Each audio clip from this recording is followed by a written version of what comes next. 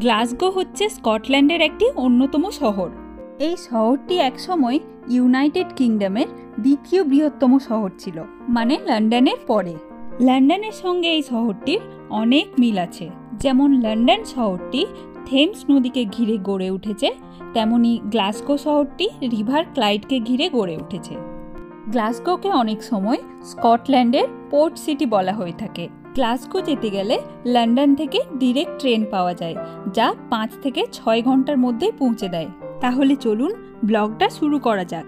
আমরা যেহেতু লিডসে থাকি, তাই লিডস থেকে গ্লাসগো যেতে 3.5 থেকে 4 ঘন্টা লেগে যাবে। তবে এই ক্ষেত্রে কার্লাইলে গিয়ে ট্রেন চেঞ্জ করতে হবে। লিডস থেকে বাসও আছে, তবে সেক্ষেত্রে 5 থেকে 6 ঘন্টা লেগে যায়। এখন আমরা যাচ্ছি লিডস স্টেশনে, আর এই হচ্ছে লিডসের ফেমাস হোটেল দ্য কুইন্স।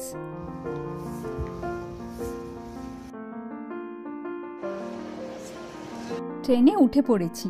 দারুণ দারুণ ভিউ দেখতে দেখতে যাচ্ছি। শহর থেকে একটু বাইরে বেরিয়ে গেলেই দারুণ দারুণ ভিউ পাওয়া যায়। ওই যে দূরে ছোট ছোট পাহাড়গুলো কি ভালো লাগছে। আর যেতে যেতে মাঝে অনেক ছোট ছোট স্টেশন দেখা যাচ্ছে, দারুণ লাগছে দেখতে। আমরা লিডসে 10:50-এর দিকে ট্রেনে উঠেছি। কার্লাইল পৌঁছবো 1:30টার দিকে। ওখান থেকে 8 ঘন্টা পর গ্লাসগোর ট্রেন আছে। কার্লাইল থেকে গ্লাসগো যেতে 1 ঘন্টা লাগে। জায়গাটা কি সুন্দর লাগছে, মনে হচ্ছে সব এঁকে বসানো আছে।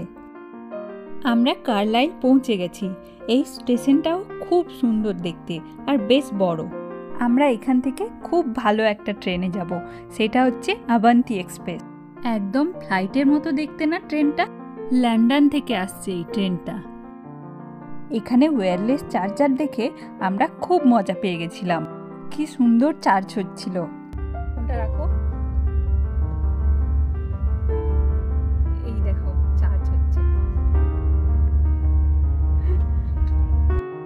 আমরা গল্প করতে করতে পৌঁছে গেলাম গ্লাসগো।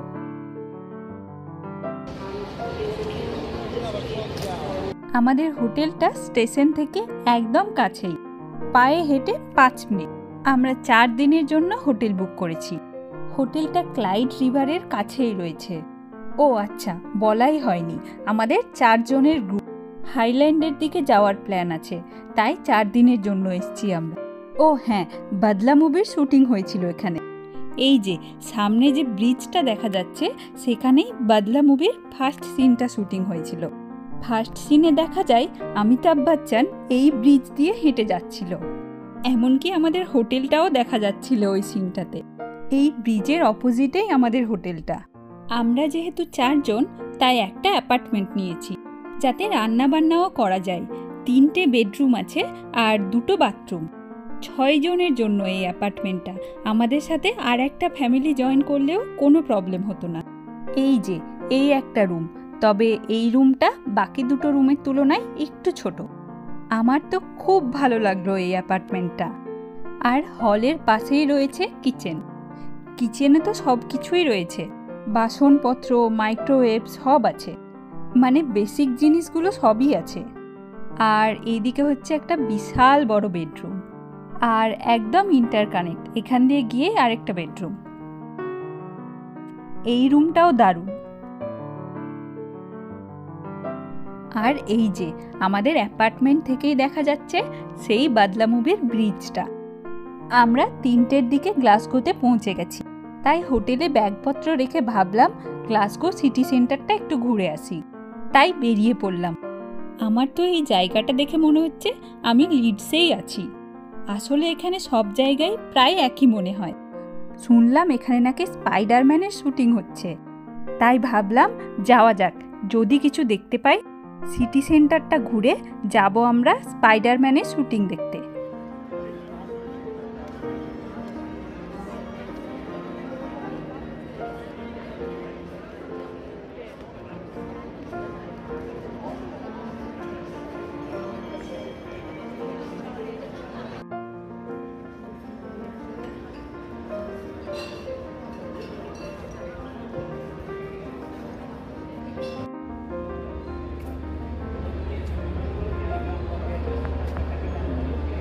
खत्म ही नहीं हो रहा है लीड से पूरा। नहीं हम लोग जाते नहीं ना इसलिए।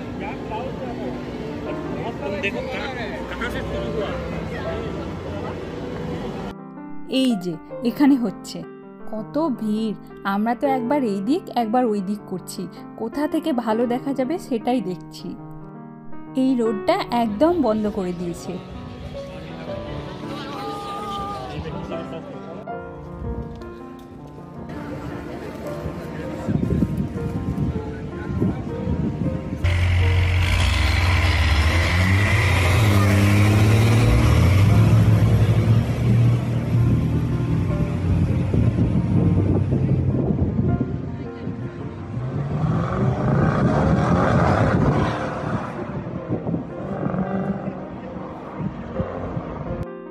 যাক, কিছু তো দেখলাম।